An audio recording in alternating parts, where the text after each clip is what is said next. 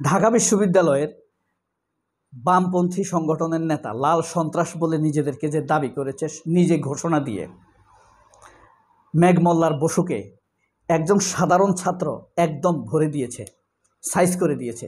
সেই জিনিসটি আপনাদেরকে ভিডিও দেখাবো। তার আগে একটি কথা বলি, গতকাল সকালে ঢাকা বিশ্ববিদ্যালয় অর্থাৎ ডাকসুতে ছাত্রদলের ভিপি প্রার্থী আবির যখন একটি মেয়ের কাছে ভোট ও দোয়া চাইতে গিয়েছিল, মেয়েটি তাকে কি উত্তর দিয়েছিল জানেন? আবির ভাই, দোয়া করতে পারি, তবে মিথ্যা কথা কমায়া বললেন। তার অনেকগুলো মিথ্যা ইতিমধ্যে ধরা খেয়ে গিয়েছে। তার মধ্যে আবিরের একটি মিথ্যা আপনাদেরকে দেখাই, চলুন। এই যে দেখেন হলুদ যে ছবিটা, হলুদ এ আবির ছাত্রদলের ডাকসুর ভিপি প্রার্থী। সে জি টিভির একটি অনুষ্ঠানে কাজী জেসিনের উপস্থাপনায় বলেছে, সেই কথাটা এখানে লেখা হয়েছে। প্রাইভেট বিশ্ববিদ্যালয়ের ইতিহাস ভিন্ন। 18 তারিখ আমি নিজ হাতে নর্থ সাউথ AIUB মানে American international university Bangladesh, IUB international university থেকে 5টা লাশ বের করেছি। বুঝতে পেরেছেন? সে 5টা লাশ বের করেছে। আর নর্থ সাউথ বিশ্ববিদ্যালয়ের ছাত্র সমন্বয়ক আন্দোলনের তুখোড় নেতা ফাহমিদ রহমান বলেছে, এইভাবে কবিতার মতন মিথ্যা কিভাবে বলেন ভাই? নর্থ সাউথ থেকে সে 18 তারিখ লাশ কিভাবে বের করছে?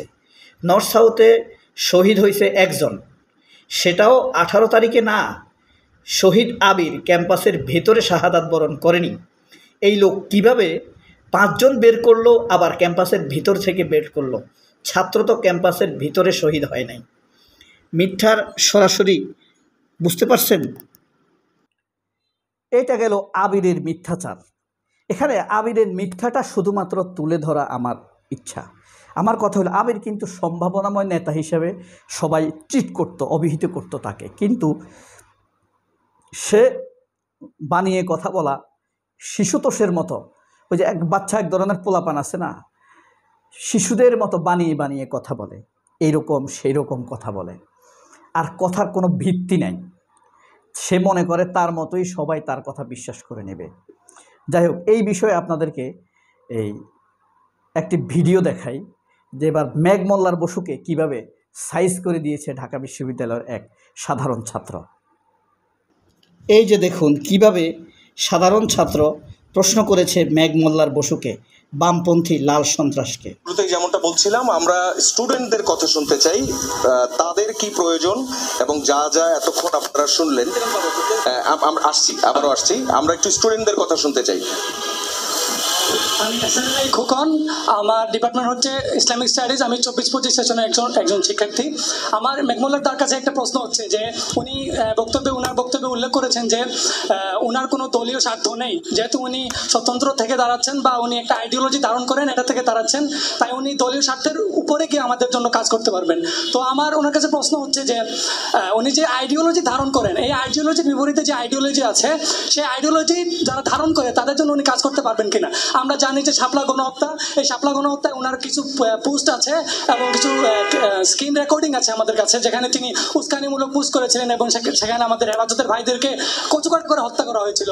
তো এই বিষয়ে উনি কি বলবেন? উনি কি ওনার এই আদর্শের উপরে গিয়ে আমাদের জন্য কাজ করতে পারবেন কিনা? এবং আরেকটা প্রশ্ন হচ্ছে যে উনি যেহেতু একজন শিক্ষার্থীর মূল কাজ হচ্ছে ওনার আমাদের পড়ালেখায় মনোনিবেশ করা এবং ভালো একটা সিজি এবং রেজাল্ট করা। উনি এখন আমরা জানি উনি সম্ভবত 14-15 সেশনের একজন শিক্ষার্থী, কিন্তু উনি এখনো ওনার পড়ালেখা শেষ করতে পারেন নাই। উনি কি ওনাকে একজন যোগ্য প্রার্থীর নিচে মনে করেন কিনা, এটা প্রশ্ন হচ্ছে। আপনার এই কোশ্চেনে মেঘমল্লার বসু, আচ্ছা, মেঘমল্লার বসু আপনি সংক্ষেপে উত্তরটা দিবেন। আচ্ছা, প্রথম কোশ্চেন হচ্ছে না, 3টা কোশ্চেন, কাজে সংক্ষেপে উত্তর। প্রশ্ন অনেক বড় লম্বা, এখন উত্তর দেয়া অল্প সময়ে উত্তর দেয়া যাবে না। আসলে ফাইনালি সে এই প্রশ্নের উত্তর দেয়নি, হ্যান ত্যান কথা বলে তারপরে বলেছে শিবির এই ধরনের প্রশ্ন করে, শিবিরের বিরুদ্ধে কিছু বললে আমার পুরনো বিষয় বের করে আনে। হেফাজতের যখন মানুষ মারা হয়েছিল, মেঘমল্লার তখনও ঢাকা বিশ্ববিদ্যালয়ের ছাত্র। এরপরে আরেকটি প্রশ্ন করা হয়েছে, আপনি দেখেছেন যে বলা হয়েছে আপনি তো 15 বছর যাবৎ, 10 বছর 12 বছর যাবৎ ঢাকা বিশ্ববিদ্যালয়ের ছাত্র, তো আপনি কি অন্য মেধাবী ছাত্রদের ছাত্রদেরকে মেধাবী হয়ে ওঠার ক্ষেত্রে কি সহযোগিতা করবেন, আপনার দ্বারা আসলে কি সম্ভব কিনা। আপনি তো হেফাজত বিরোধী, ইসলাম বিরোধী, তখন আপনি উল্লাস করেছেন, বলেছেন গুড জব। তাহলে আপনি কি মুসলিম ছাত্রদের জন্য কাজ করতেন পারবেন কিনা, এই কথাটাই এই ছাত্র বুঝিয়েছে। মেঘমল্লার কিন্তু ভিতর থেকে জ্বলে উঠেছে। হ্যাঁ, একদিক দিয়ে ধর্মীয় ব্যাপার আছে, আরেক দিক দিয়ে ব্যাপার আছে এমনিতেই মারাত্মকভাবে তাদের মন মগজ শিক্ষা গড়ে তোলা হয় সেইভাবে। তাদের প্রতিদিন পাঠচক্র হয় প্রতি সপ্তাহে, সেই পাঠচক্রে ইসলাম বিদ্বেষ, শিবির বিদ্বেষের নানান রকম প্রশিক্ষণ দেওয়া হয় তাদেরকে। আমি এক সময় তাদের এই পাঠচক্রে গিয়েছি, আমি জানি। দুরুদ শরীফের প্যারোডি করা হয় চট্টগ্রামে। আমি 1 সপ্তাহ প্রোগ্রাম করেছি এই গ্রাম থিয়েটারের, অর্থাৎ বামদের পাঠচক্রের। কিন্তু হাই ফাইভাবে রাখে, অত্যন্ত উচ্চমানের জীবনযাপন, যে কদিন সেখানে থাকবেন। আবার অনারিয়াম দিবে আপনাকে প্রতিদিন, হাই লেভেলের, প্রতিদিনের জন্য আসা যাওয়ার ভাড়া দিবে। কিন্তু সেখানে দুরুদের প্যারোডি করা হয়, দাঁড়ে নিয়ে তিরস্কার করা হয়, দাঁড়ির কৌতুক করা হয়, বোরকা নিয়ে কৌতুক করা হয়। ইসলাম নিয়ে যত সুন্দর সুন্দর যারা কৌতুক বলতে পারে তাদেরকে ভালো রকম পজিশন দেওয়া হয়, রিওয়ার্ড করা হয়। সবচেয়ে বিস্ময়কর হলো দুরুদের প্যারোডি করা হয়। 2008 সালের কথা বলছি আমি। এখন তো আরও মারাত্মক।